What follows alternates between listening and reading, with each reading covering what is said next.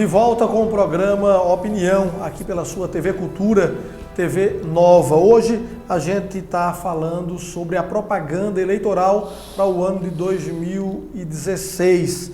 E conosco o Marcílio Kumaru, ele que é advogado especializado em direitos eleitorais, e o Mário Benin, que é analista político.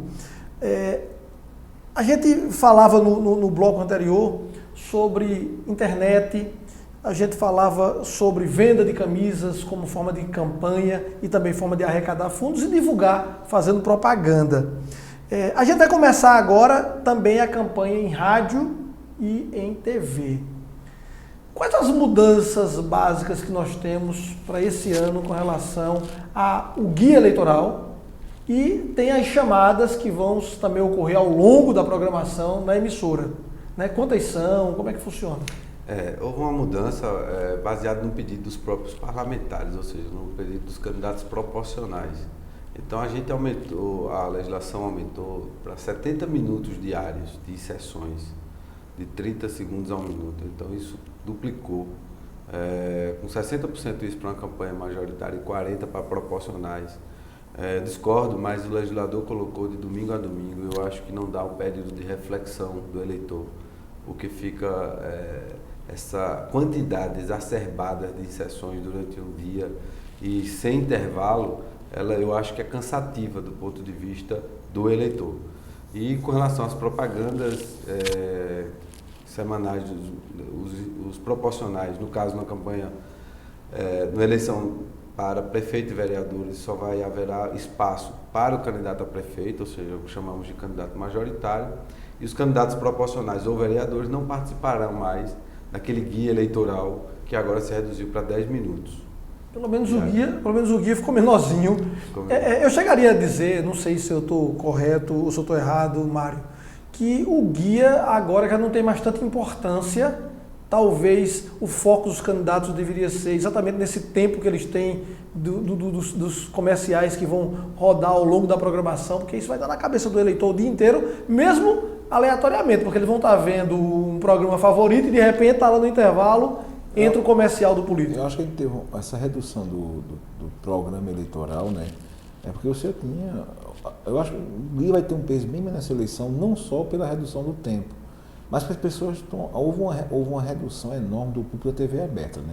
As pessoas com TV por assinatura e com serviços como Netflix, HBO Go e similares, a audiência da TV aberta caiu muito. Então, se eu tinha um programa eleitoral de 1 hora, a pessoa desligava e voltava depois. Eu creio que vão ter que lidar mais com outras formas de comunicação, em sessões mais eficientes, mas também usar YouTube, Facebook, Twitter, que terão alcances bem maiores ou bem mais eficazes do que o próprio guia eleitoral. Por quê? Porque a gente tem uma mudança está acontecendo nesse momento aí, como as pessoas se informam ou como as pessoas acessam os seus programas prediletos. Hoje em dia, já está na internet. Nem espera um programa para ver, vou esperar o telejornal, ou só quem realmente é fã de alguns programas específicos, como novelas, por exemplo, algum programa de reportagem. Então, eu creio que o desafio maior vai ser lidar hoje em dia com novas mídias, que a própria lei não tem como cobrir. Eu não tenho como obrigar ninguém a assistir um canal no YouTube, eu não tenho como obrigar ninguém a curtir uma página no Facebook. Eu tenho como é que eu vou fazer algo que interesse o eleitor, principalmente aquele eleitor que não é meu, para que veja meu material. Se de repente hoje em dia, principalmente o público mais jovem, não tem um hábito de ver TV aberta, ou escutar um rádio. Talvez o rádio tenha um alcance maior que a televisão, pelo aspecto de você estar trabalhando, está escutando um rádio, ou então você está no carro, está escutando um rádio. Né? Então, mas a televisão em si hoje em dia está vivendo uma encruzilhada sobre a forma como as pessoas assistem. Então eu acho que o desafio vai ser justamente isso, ou seja, como você conseguir divulgar sua mensagem numa época que a gente está tão pulverizado. Porque antes você tinha o hábito de sentar-se na frente da televisão para ver um programa. Hoje em dia, na TV aberta, hoje em dia você tem opções diferentes. Tem gente hoje em dia que gasta mais tempo no celular do que vendo televisão.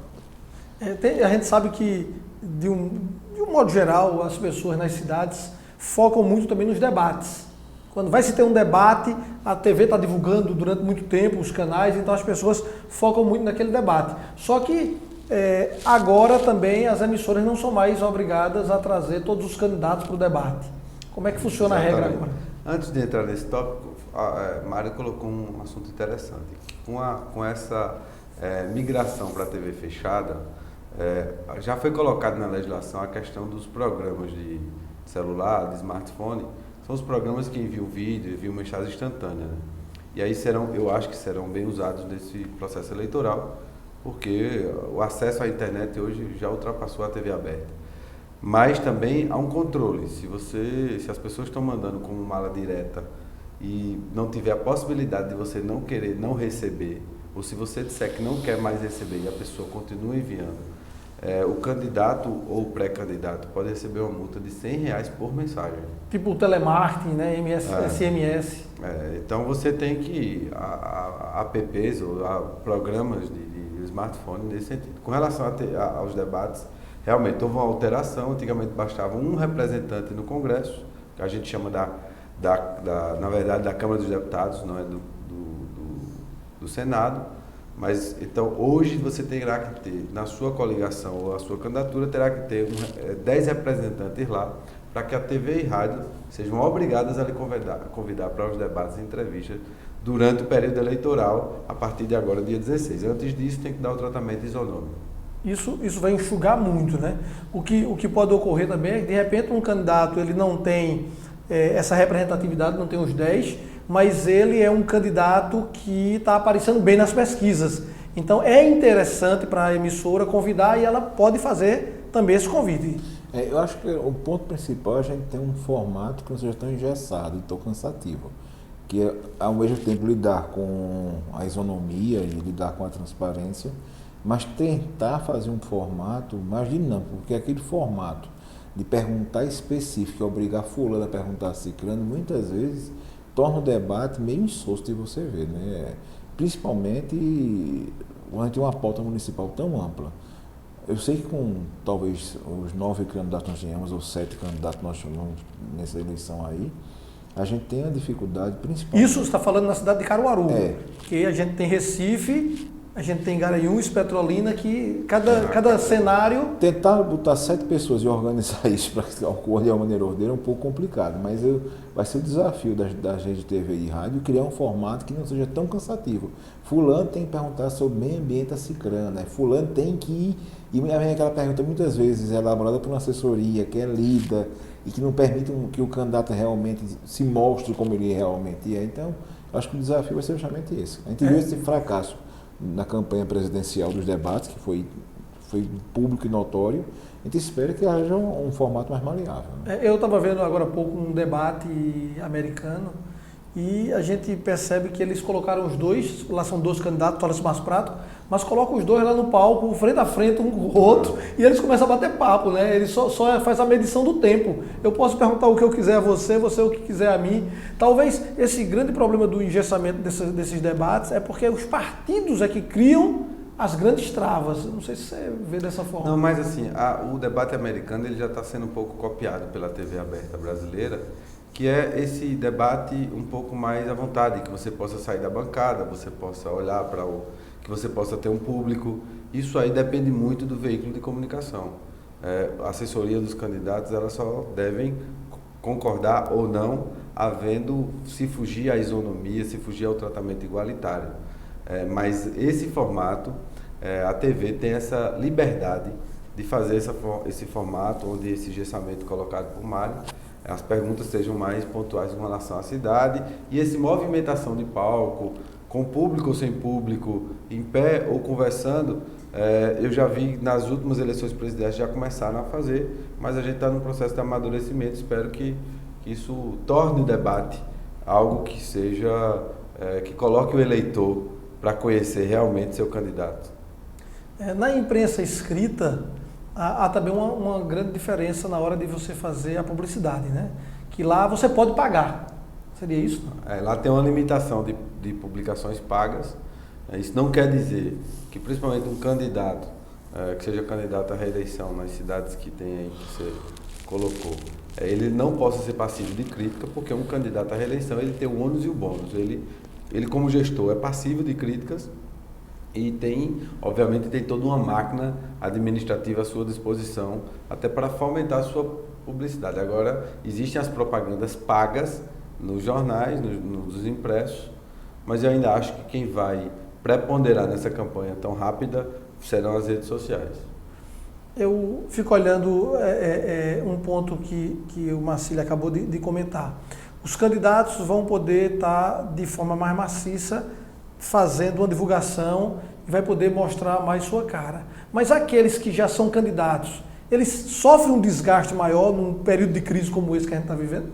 Eu acho que o desafio é justamente esse. A gente tem um cenário de crise nacional financeira, a gente tem um cenário de uma crise institucional, de uma crise nacional pública. Essa reforma foi uma reforma cosmética para baratear a campanha, mas não resolveu os nossos problemas, as nossas traves que nós temos, ou seja, aquilo que era para ser resolvido, a questão do voto coligado, proporcional, a questão do financiamento público de campanha, as questões do abuso de poder econômico, isso não foi contemplado. Então, foi uma reforma que perpetuou os nossos problemas, infelizmente, com mudanças pontuais, mas para baratear a campanha, não para resolver o problema. A noção que nós temos é essa. Agora, ao mesmo tempo, você tem um desafio, ou seja, diante dessa crise que está aí agora, com o impeachment para ser votado, com desgaste, com a presidenta impedida, com o interino que não tem legitimidade, não tem popularidade, nessa confusão todinha. Como é que as pessoas que já têm uma presença na vida pública vão ter a mostrar que não estão envolvidos com aquele tipo de prática? Então, vai ser uma campanha em que vai dar trabalho se convencer alguém a votar. Principalmente em época de redes sociais, onde os boatos circulam com uma velocidade tremenda, assim como a informação circula, também a campanha baixa também circula. Então, vai ser uma campanha muito complicada. Então tenha cuidado, você que é eleitor que está em casa, muita atenção na hora de dar o seu voto, preste muita atenção, cuidado para não ser enganado pelas propagandas que às vezes estão tentando apenas lhe conquistar.